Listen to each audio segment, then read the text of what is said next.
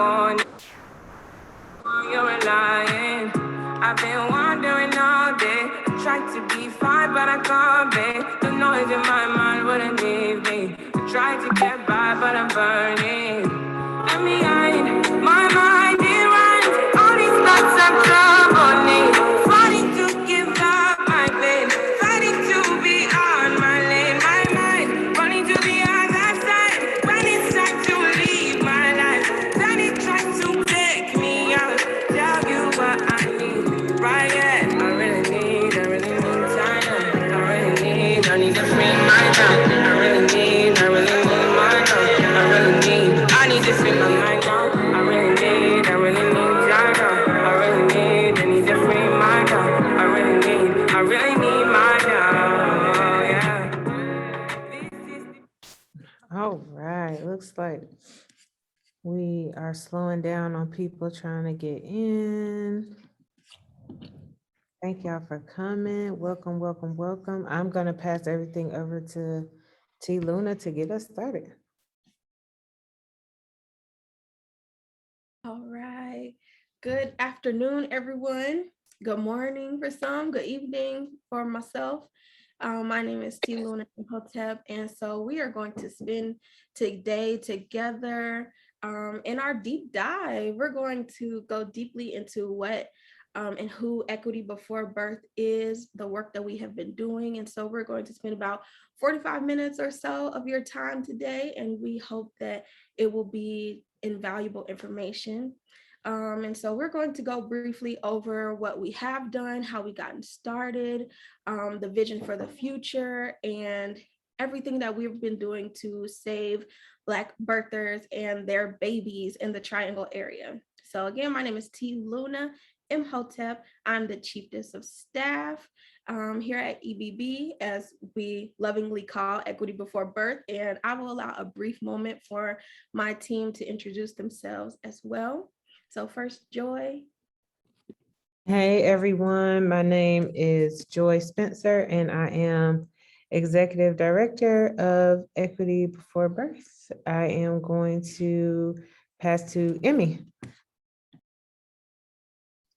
Hi, I'm Emmy Eide. I'm one of the board members. I'm currently the board treasurer and the founder of Equity Before Birth.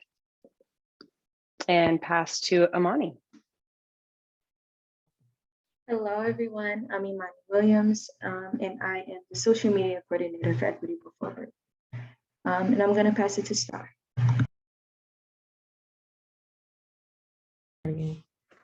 Hello, everyone. I am Star Mazi. I am the Family Sponsorship Coordinator for Equity Before Birth. And I'm so happy to be here. My pronouns are she, her, and sis. I need to pass it to someone. Leah. Welcome.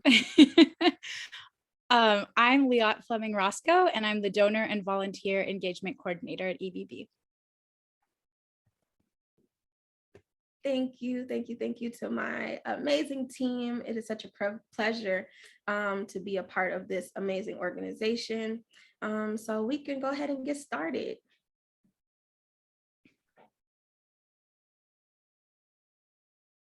All right, so today, this is just a brief agenda, what we will be going over.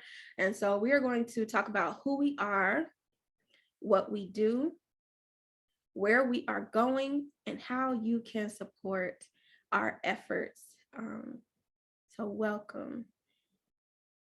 And okay, please remember that at the end of our presentation, we will have time for Q&A, and we will also provide a supplementary document, an informational packet, and also our FAQs for everyone here to be able to read and have access to post the presentation. So feel free to have your screens on, your mics off, and the comments will be moderated and are open in the chat. So thank you. All right, so let's get started. A lot of you, many people probably would say, what does it mean and why is something like equity before birth for Black birthing folks is something that's of importance, and why it needs to be in the forefront of movements, of social justice movements, of birth justice movements, of economic justice movements. And so here we have just a very brief overview of the statistics over the last few years, and there are more and more are coming each day. And so we talk a lot about in the Black birthing world about the drastic Black maternal health disparities, for 3 to 4 times likely being dying from preventable pregnancy related complications such as preeclampsia or other pregnancy or emergency related issues after cesarean or whatever the case may be. And so there are a lot of grave medical disadvantages that have been linked to economics being affecting Black birthing folks, right? And also their babies. So 1 out of 9 babies were born premature in North Carolina in 2009. And it's the #1 cause of infant death. And so when we talk about premature babies, that means they're being born before 36 weeks. And so this is a huge impact, not just in North Carolina, but globally, for Black babies being born have the highest number of preterm births, which increase their infant mortality rates, right? And so how does finances, such as the stressors of not being able to afford essential baby items before your baby is born, or not being able to take off maternity leave early enough to be able to get off a mom's feet, right? Or having a safe place to live, or having the things that your babies needs in order to bring them home.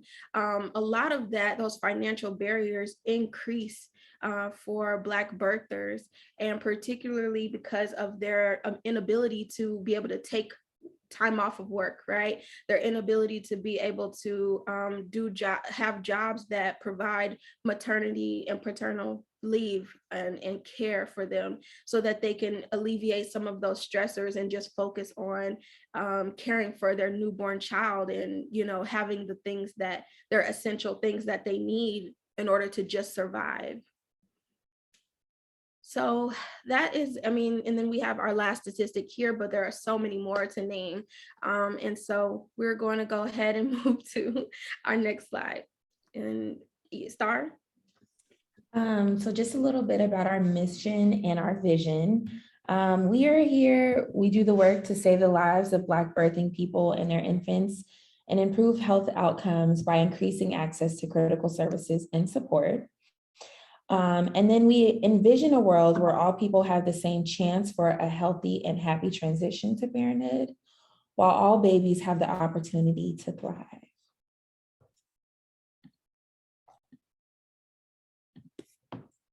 So who are we? Equity Before Birth was founded literally thought of in August of 2020. In 1 second, you'll hear a little more from our founder about our founder's story. But collectively, we are parents, we are health advocates, we are birth workers, we are community leaders, we are sisters and daughters and aunties, and we are collectively banding together with a community, with families, with partners and other providers to eliminate disparities, and in particular, eliminate financial barriers that families may experience when they are trying to receive the care that they need to have healthy transitions into life. We are founded in allyship and directed by passion. We serve with compassion, and we center the lived experiences of Black birthing people to lead our work. The circle diagram you see here is our version of an organizational chart. We do not think of ourselves in terms of a hierarchy, but a collective and cohesive unit, where in the center of that are the families we serve, the partners that help us get to the services to families, and the community at large. And so we constantly seek feedback from families, partners, and community to inform our work. That feedback goes directly to leadership, executive director, and the board of directors.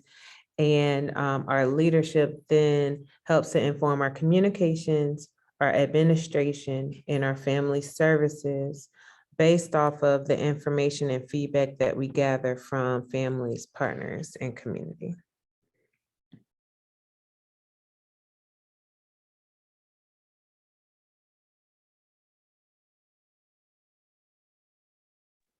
And so I'm very, very happy to introduce our founder, Emmy Idy, to share a little bit more about how Equity Before Birth even came to be.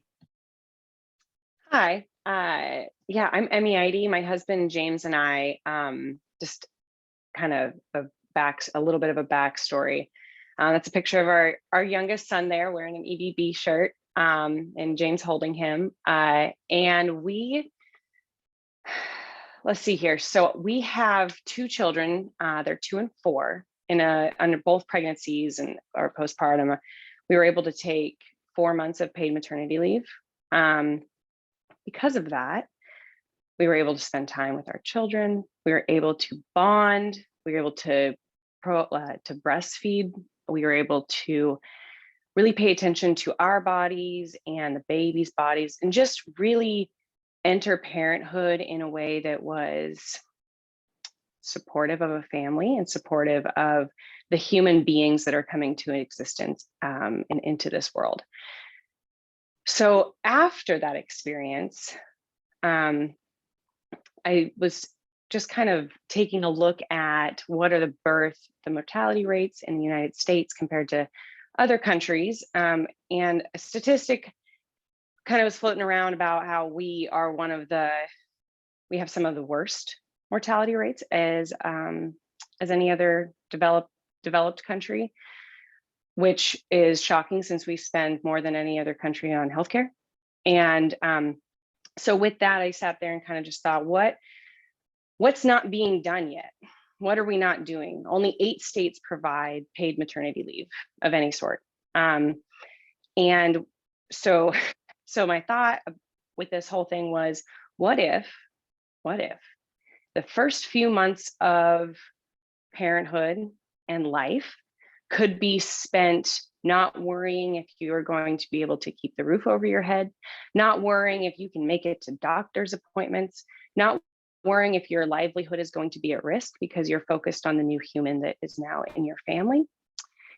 And what would it cost for us to cover paid parental leave? And what would that look like? So then kind of diving into it of how many people can you help? What is the best way to make change? It's to help the people that are most disproportionately impacted. Why are Black mothers most disproportionately impacted? So then we started diving into it and all the statistics that you saw earlier. And it's kind of what formed EBB, kind of how it is today, one branch of it at least. And the other piece of it is, as you're looking at building any organization, any charitable organization, you want to make sure that you're not detracting from something that already exists, the work that people are already doing in our community. And if this was being done, we weren't going to do it. So after getting involved in the community and a bunch of research, kind of what we found was that there's birth workers doing good work, but not getting paid for that work and being expected to volunteer their time. But no one was providing paid parental leave. And so we said, what if we can support someone emotionally with the things that they need psychologically, either that's therapy or doula or nutrition, those services that can really lead to better birth outcomes. And then we can provide the other piece of it, which helps folks to continue their livelihood through that really important period. So that is why we came to be.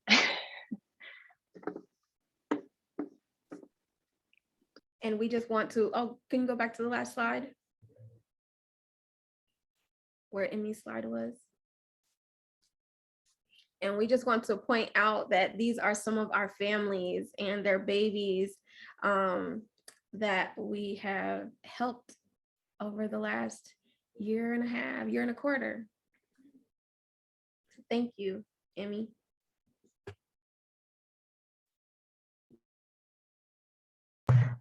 Yes, so what we do, along with trying to improve the Black birthing experience, one of our goals is to quite literally save Black lives, and BIPOC lives, and make their experience an instance of thriving rather than just trying to survive. So some ways that we do this is we provide supplemental income for anyone who does not have access to a full paid maternity leave. We cover the cost of any services for support that is needed during pregnancy, as well as direct cash assistance for any type of baby essentials, including cribs, bottles, formulas, anything in that nature.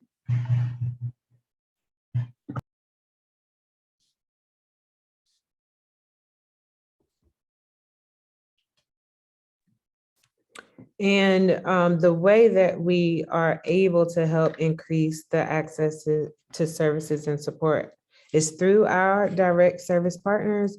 So we do not physically provide the direct service to families, but we cover the cost of those direct services. And as you've heard mentioned before, we do this by intentionally investing in Black and Brown birth workers and providers. And so our direct service providers are Black and Brown birth workers, educators, and perinatal support service specialists. So here are our most recent direct service partners. We have several doula partners. So Birthing Boldly, Peace and Love Doula Services, Birth Sisters Doula Services, The Fortified Doula, and Mame, and as well as Emerald Doula serve as our doula partners. So we connect them with families that align with their cultural values in order to get that culturally affirming care. But we also partner with Hearts, an organization that helps set teen moms up for continued self-sustainability so that their families can thrive. And with Hearts, we go into the high schools and we match teen moms with doulas, and we're able to ask them what type of education they would like. And we are able to bring in our partners to help provide that education. Handmade Dreams, we're excited about this partnership. That's how we're offering free therapy sessions to families. Anyone can benefit, we think, from a positive mental wellness environment, but we also find it to be of benefit to families who experience loss and may need some extra support through the grieving process. And then we are able to partner with Food That Fits You, which offers nutritional counseling. Larissa Parson does pelvic health and pelvic floor restoration and pelvic health movement, both to prepare for labor and delivery and to recover in the postpartum period. In addition to our direct service partners, though, we have a ton of community partners, which is anyone in the community who mirrors our values and works alongside us to make sure that families thrive in our local area. And our community partners are the way that we can get, for example, free produce boxes to families, free books to families, maybe career development help, internships, things of that nature. And also our community partners is what helps us to serve families that may fall slightly outside of our eligibility criteria. And we'll talk a little bit more about that in just a few.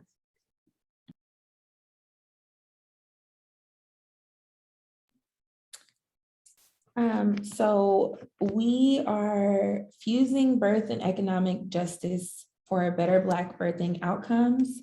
And what that looks like for us is improving maternal health care experiences, increasing access to resources, increasing access to culturally affirming care, and more equitable policies.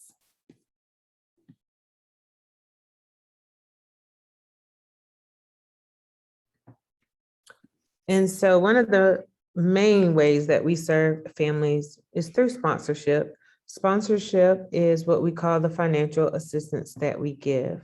We give financial assistance in three main ways that you've heard, which is supplementing the income loss for working families that don't have full paid maternity leave. It is also covering the cost of perinatal support services and giving direct cash assistance for essential baby needs.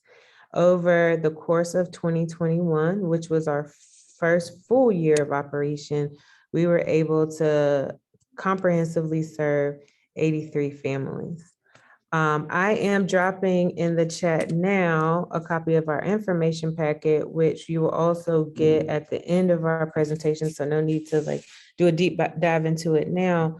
But that people have the most questions around our sponsorships. How do I refer someone? How, what's the process? How do you get money? How are you eligible? Those questions are all answered in that information packet. So we won't spend a ton of time talking about that now. But feel free to download that and review that information packet to see more about our eligibility, which is generally Black birthing people who have experienced a pregnancy or birth event in the last 18 months, and they reside in 5 counties, which is Durham, Orange, Wake, Johnston, and Chatham counties. I want to make a very important distinction here that while we fill an extremely critical gap of services, we are unable to effectively respond to emergency and crisis situations, especially if they are super time sensitive. And so we just ask everyone to join us in helping to manage the expectation that we will be able to offer support. We do fill a very critical gap, but it may take us a couple of weeks to get through our process, get all the documentation that we need to remain in compliance and get that support back out. And then I'm going to pass it along to Liat to tell us a little bit about our fundraising journey. Great. So another area where I think we get a lot of questions is about fundraising. And so when folks go to donate to EBB, individual donations, so if you donate on our website, the 100% of those funds are going to our families and then to the perinatal providers that are supporting them. Our operations are funded by grants and private funders, so that's kind of separate. So I always like to tell people, if you're donating, you can know that 100% of your donation is going to be going to the families we serve and their providers. And in 2021, so our first full year in operation, we distributed, we raised $545,480.91 through both donations and grants. And I'm going to pass it off to Amani to talk a little bit about community outreach. Yes, so as Joy mentioned, community is really like the core of what we do and how we best serve anyone that we come in contact with. And we're very intentional when we're making those partnerships. And the goal in mind is that we want to work directly with community partners that are actually in community with the population that we're serving. In doing this, last year we had a collaboration with Mame and Sister Song, and we held a community baby shower, and we were able to serve 74 families and provide them with essential baby needs, in community and enjoying our partners.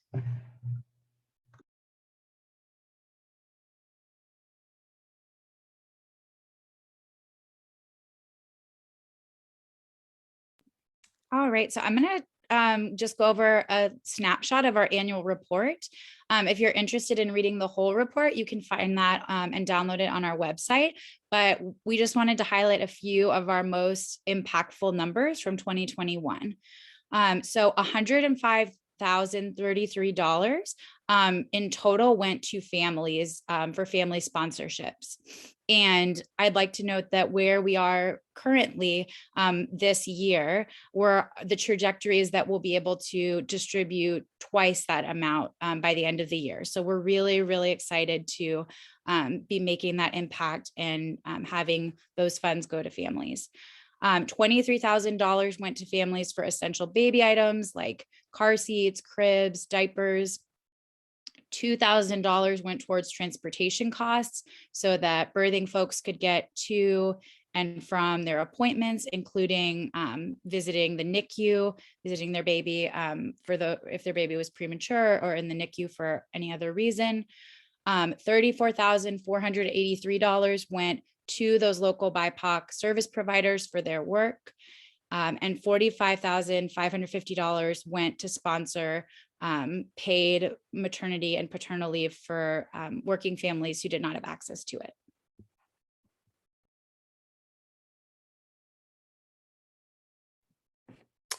And so it was mentioned that our individual donations go directly to support families, and our operations is sustained through foundations, grants, private funders. And so currently, in terms of grants, we are sustained by a grant from Blue Cross Blue Shield Insurance Company, Blue Cross Blue Shield Foundation, Triangle Community Foundation, the Pritzker's Children's Initiative. And we also have 2 grants from the United Way of the Greater Triangle. And Jeff is with us. I believe we invited Jeff to come and share with y'all a little bit about why United Way decided to invest in our work. Thanks, Joy. I was actually thinking whenever I was signing into this that we met probably like 5 years ago when we were both leading other organizations. And it's so exciting to see you in this role. And I think it fits you so much more naturally. And I think seeing your growth here has been tremendous. So at United Way of the Greater Triangle, we have the bold mission to eradicate poverty and increase social mobility through the power of partnerships. And we're so glad to have Equity Before Birth and Joy as our funded partners for these next 2 years. As an anti-poverty organization, we also believe that we have to be an anti-racist organization. And to achieve this bold mission, this looks like an organization that must support organizations addressing the systemic issues around inequitable outcomes for our neighbors who are birthing people of color. We're thrilled to invest in Equity Before Birth through our anti-racism capacity building grant, and Enjoy specifically through our 10 to Watch cohort as an up-and-coming leader. We believe in funding folks and supporting their work and then getting out of their way as much as possible. So that's my quick spiel. We're going to give it back to Joy. I'll also hang around if anybody has questions from a funding point of view of what drove us in the community to fund Joy. I think one thing that I love to say is that we are a community-driven process where we have almost 350 volunteer readers who go through and read our applications, and they serve as the primary drivers for who we fund. And so the Greater Triangle community decided that Joy and Equity Before Birth were a priority in our community. So I think that's something to celebrate here. So thanks, Joy. Thanks for having me, and thanks for sharing more about Equity Before Birth. Thank you so much, Jeff, and thank you for your time, and thank you so much for your support. So I really appreciated what you said, and it is investors like United Way who really believe in our work, despite us being a very new organization, that allows us to make the impact that we are.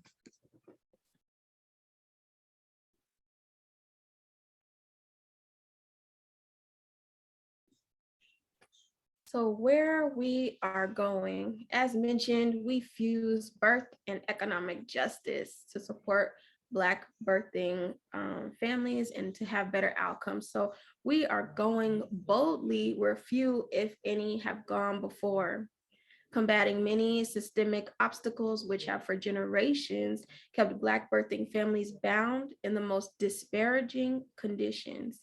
We are in real time determining evidence-based research by answering the questions of whether financial disenfranchisement has a greater impact on the health of birthing folks.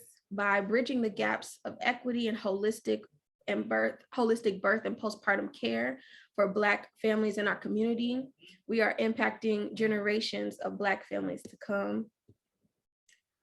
We keep our ears to the ground and we listen before acting, which is a huge part of the work that we do here at EBB.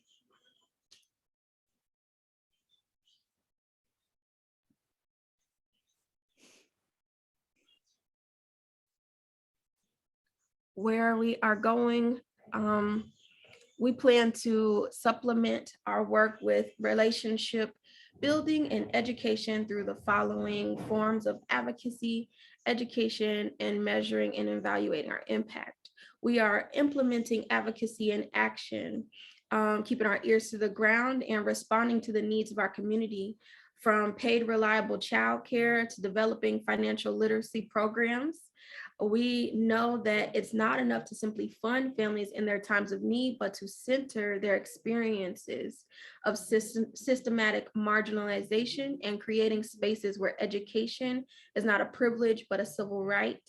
And so a lot of that, all that to be said is that it's important when we are helping and assisting and sponsoring families around their economic situation to also educate them on how to get themselves, perhaps somehow get themselves out of it, or to learn new tools in order to understand what they've been combating without knowing, but also that they don't have to live that way forever. And ideally, that their children that we are assisting in this process also will have a better future economically. And so that is all something that we are striving for here at EBB, and a huge part of the work that we want to start implementing this year and moving forward.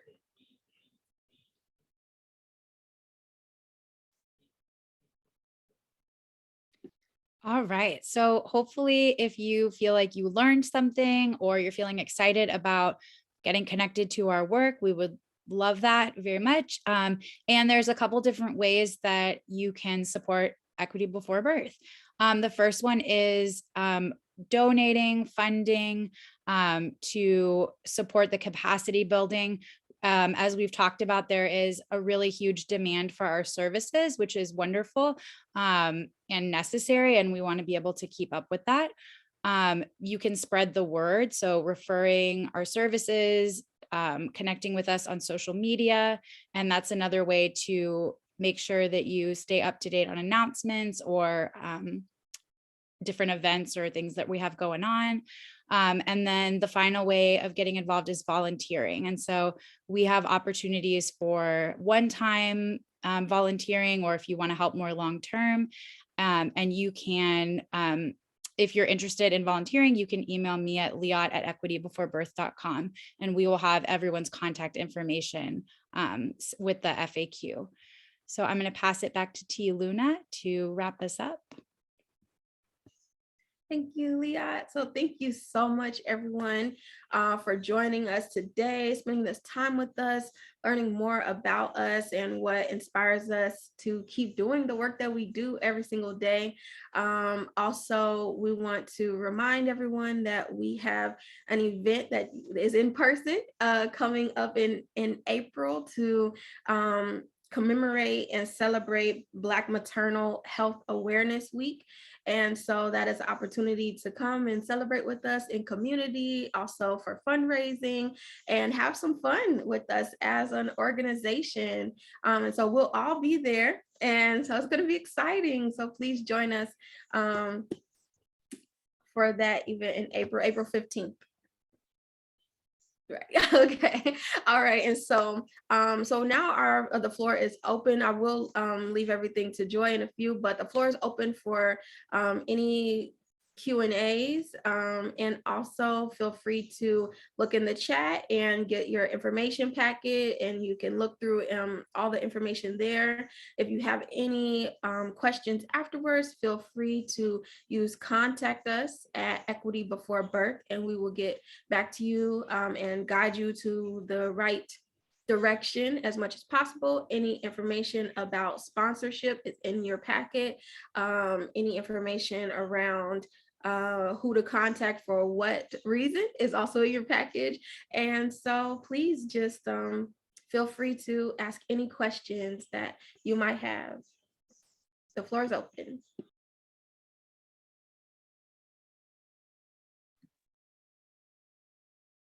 Kai, I hope I'm saying your name right. That is correct. Thank you. My question is, how long is it that services are generally provided for your birthers? Like, when do they usually start, and when are they graduated from your program, or however the association, I guess it doesn't really end, but where your official part ceases? Great question. So what we say, we serve, in order to receive a sponsorship, we sponsor families who have infants 18 months old or younger. But it also includes families who have experienced a pregnancy or a birth event, because we also serve families who may have experienced loss. We are able to, that is our window for sponsorship. And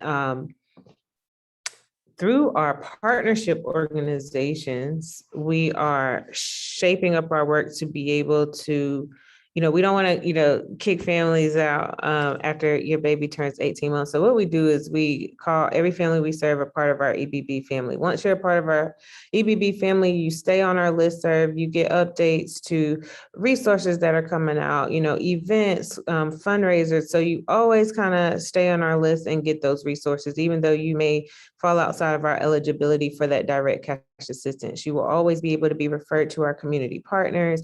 And so we kind of want to just embody the it takes a village approach and always be a resource and a source of information for families, regardless of where you fall on the perinatal spectrum.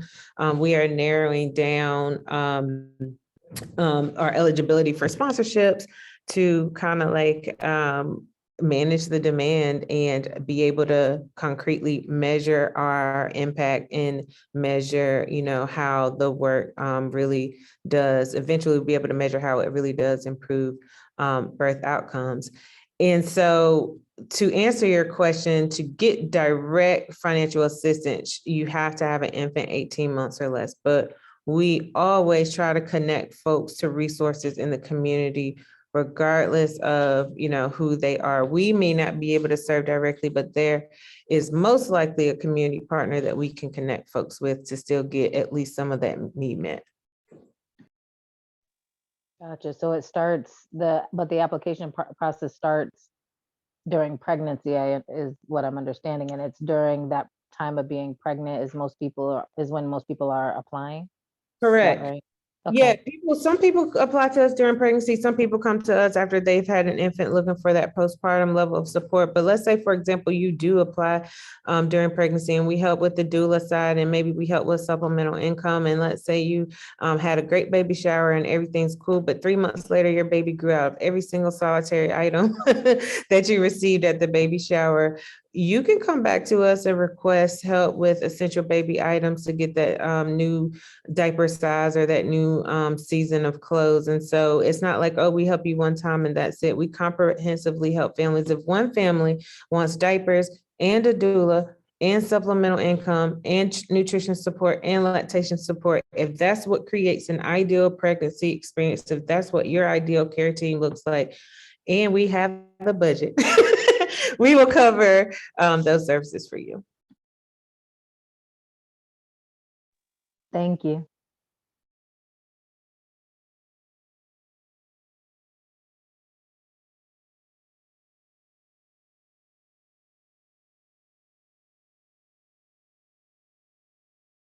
Looking in the chat. Oh, sorry about the permissions. I had the wrong permissions on the document, but you guys should be able to see it now. And we will, as Emmy said in the chat, upload the documents to our website. And we're also gonna put a recording of this on our website and social media. Is it Andrea or Andrea? Yeah, it's Andrea. Thank you for asking. Hi, y'all. I really love just hearing about what y'all are doing. I was just wondering, how does someone go about becoming a community partner?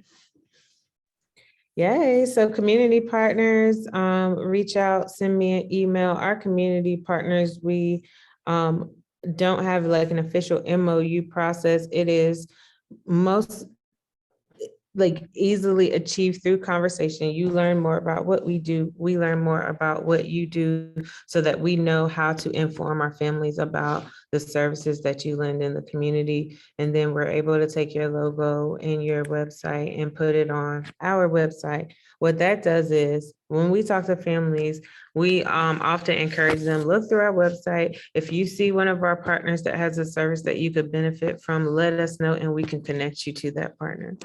Like I said earlier, our community partners also help us to serve families that may fall outside of our eligibility. So maybe we can't serve a family in Greensboro, or we can't serve a family with a 3-year-old, but maybe your organization can.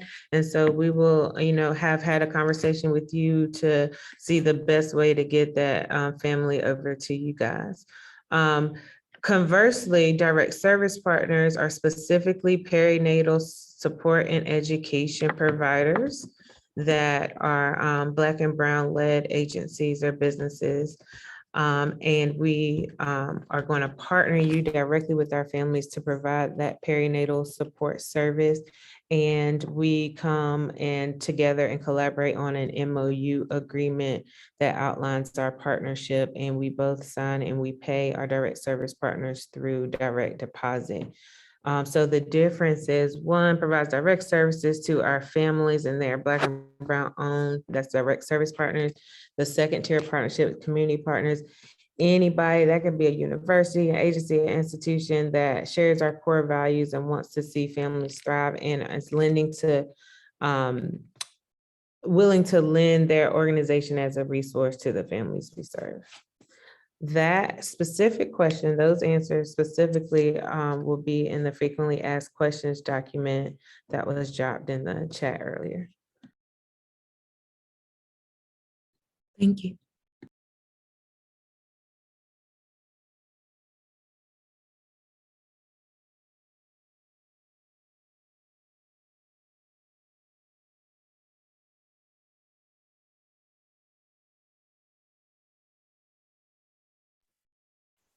We have time for a few more questions if anyone has any or comments.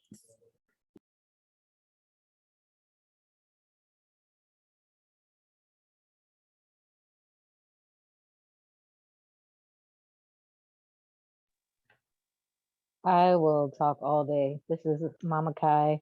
I just wanted to say thank you for what you do. I had mentioned in the chat that when you're going through the statistics, it really hit home because that was me. I felt like you guys are telling my story. That's one of the reasons why I wanted to go into becoming a parent coach and a workshops facilitator for Circle of Security, because one of the things that I wanted to do is provide a different experience for my son than I had being parented.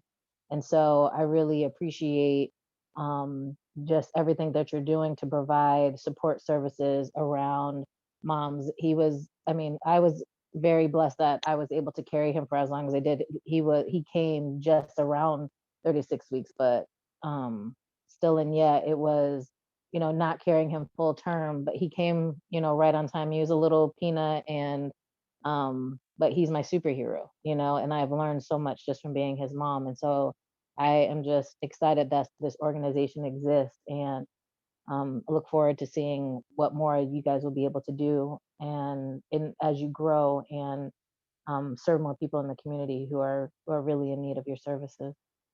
So thank you for being here, and thank you to the concept of going through birth and having 4 months to consider your own pregnancy and your own relationships, and then thinking outside of that, like how can you affect other people, especially when they aren't necessarily of your own cultural background. I think that's pretty impressive. And so I just celebrate the founder and the visionary behind this, for having that kind of heart. It's amazing. It really is. So thank you for having this meeting. I appreciate it. Thank you for sharing that with us, Kai, and thank you for uplifting that and recognizing that. So our foundation is what set us up for success. We were founded with compassion and with autonomy and with empowering spirit that allowed this perspective of Black birth and folks to be centered. And we have a true leadership model that centers that experience and centers that in power sharing and in decision making. And like you said, it was a selfless act by our founders that said, hey, we know we want to help, but we don't carry this experience. And so we're going to lean on folks who carry the experience and allow you guys to lead, which doesn't happen all the time. So thank you, Emmy. and James. And thank y'all for believing in our work, everyone on this call for being here, for being supportive. I think that you'll find some really good information in our information packet and in our FAQs. It'll answer the majority of your questions around how you refer people to us, how long it takes people to get the sponsorship, you know, more of the nitty gritty around eligibility. And it also contains all of our contact information with our roles. If you have additional questions about volunteers or donations, it shows you who you can contact. Like we said, generally, individual donations go directly back into the hands of families through sponsorships. But if you are interested in investing in our sustainability, in a particular event, in our operations, please, please, please, we welcome that and we encourage you. You can reach out to me directly, and or Emmy is also our board treasurer that manages our finances on a high level. You could reach out to her directly and we could discuss more of our specific strategic goals and how you may be able to invest and help us to reach our strategic goals.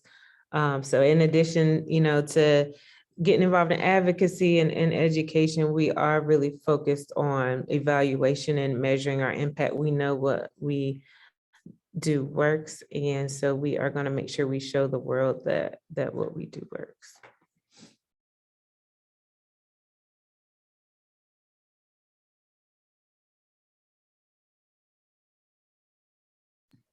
Yeah, if there are, I'm gonna look for any more hands raised or any more questions in the comments. But if there are none, everyone who registered for this presentation will receive in their email a copy of the documents that we put in the chat. So our annual report, our information packet, and our frequently asked questions.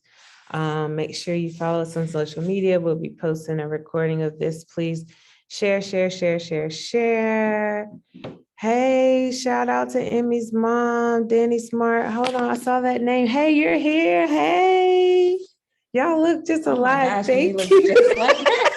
Thank you for being with us. Honestly, if it wasn't for Mama, Danny, none of us at all would be here, not even this idea. So thank you for raising good people and for instilling just compassionate values in the folks that spun off this work, and is changing literally so many lives that we can't quantify it. So thank you, thank you, thank you. This is so cool. I'm glad that you were able to come. But yeah, if there are no more, like if all hearts and minds are clear, we are done, and we will be sure to send out supplemental information. And we just thank y'all for your support and ask you to please continue to spread the word.